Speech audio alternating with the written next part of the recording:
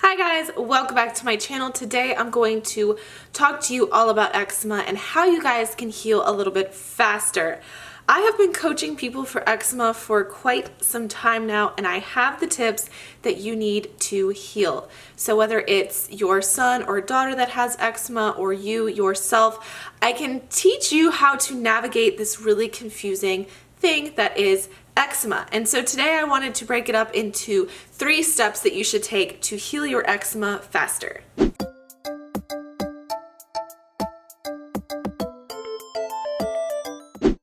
The very first step to healing your eczema is to start by identifying whether it falls into a category. So basically, eczema can be induced from Candida. Candida is basically a bacterial overgrowth in your gut.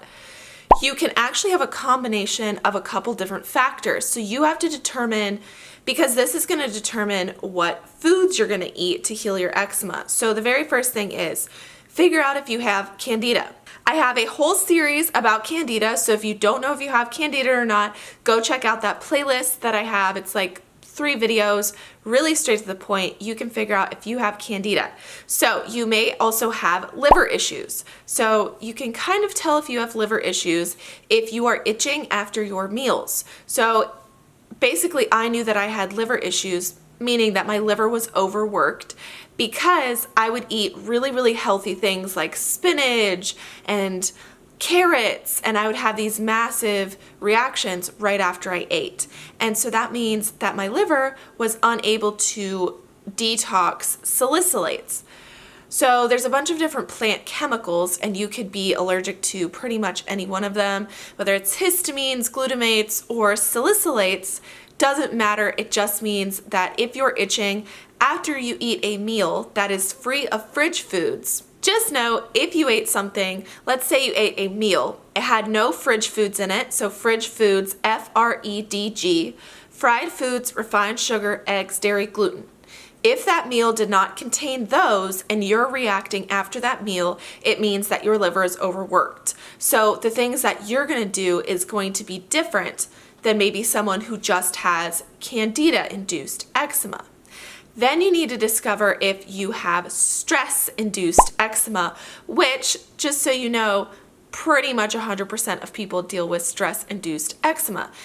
Stress is a major toxin in our lives, and usually for people with eczema, it's our number 1.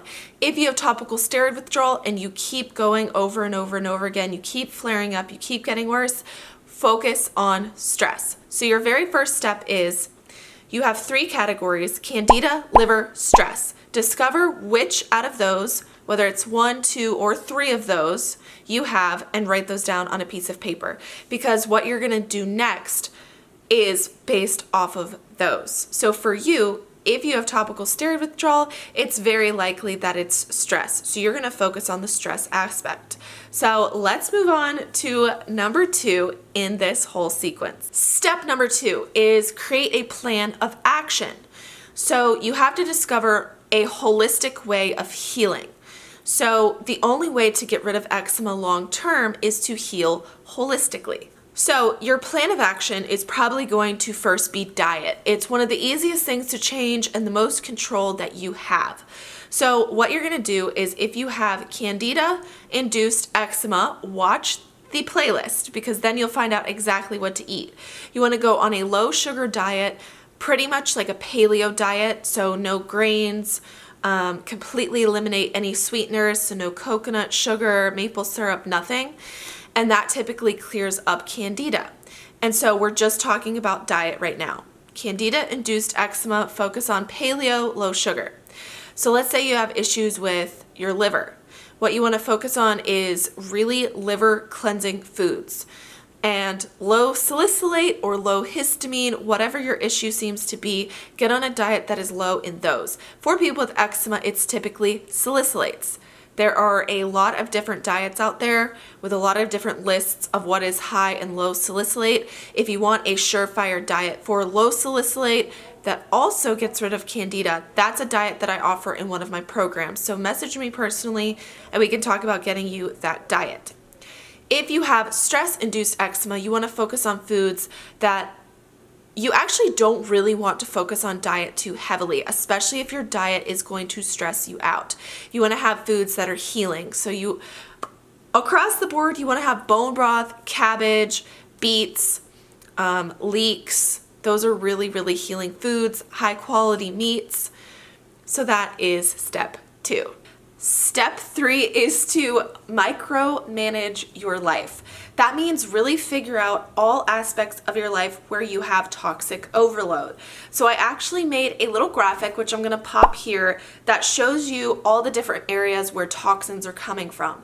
Whether you live in a polluted city, whether you are using toxic chemicals in your home, whether your shampoo has sulfates and parabens in it, whether you're putting lotions on that are toxic, you have to go and investigate all of these things. So ewg.org is an amazing resource, and basically micromanage your life. Start thinking about all the aspects of what makes somebody healthy. Getting enough sunlight, getting, vitamin D from the sun or vitamin D from supplements. Take your time and go slowly. So choose a category at a time. Look up how to be the healthiest in these areas. Basically, eczema is one outcome of toxic overload. A lot of us actually have overlapping autoimmune disorders because that's kind of just what our genetics say. When we have toxic overload from diet, stress, parabens, BPA, pollution, bad air quality, all of those things, our body can't take it. And it's basically our genetics that say where our malfunction is going to lead to. So for some people it's acne, some people it's thyroid, liver failure. If you really listen to people that are in their 50s, 60s, 70s, they all have these issues. And I want you guys to prevent even worse issues later in life by taking care of your body now. So choose a category, master how to be the healthiest at it.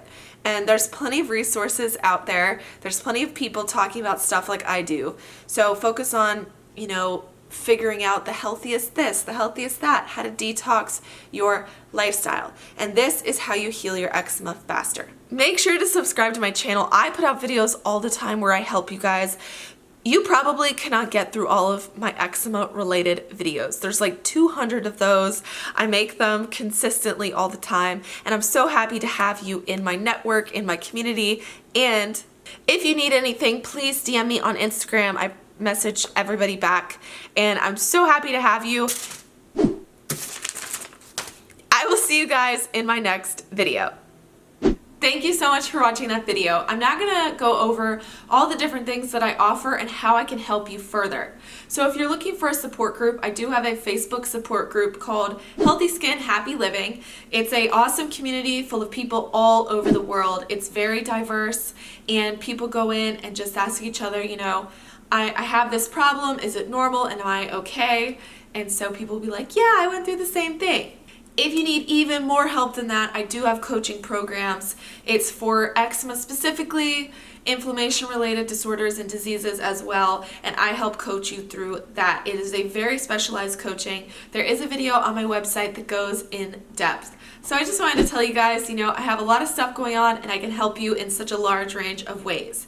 And if you shoot me a message on Instagram, my handle currently is @MichelleMills_. It will be changing to Coach Michelle Mills very soon. Send me a direct message and I will add you to a support group messenger on Instagram. And everyone is amazing, still very diverse, very supportive, and I'll see you guys there. See you in my next video. Bye!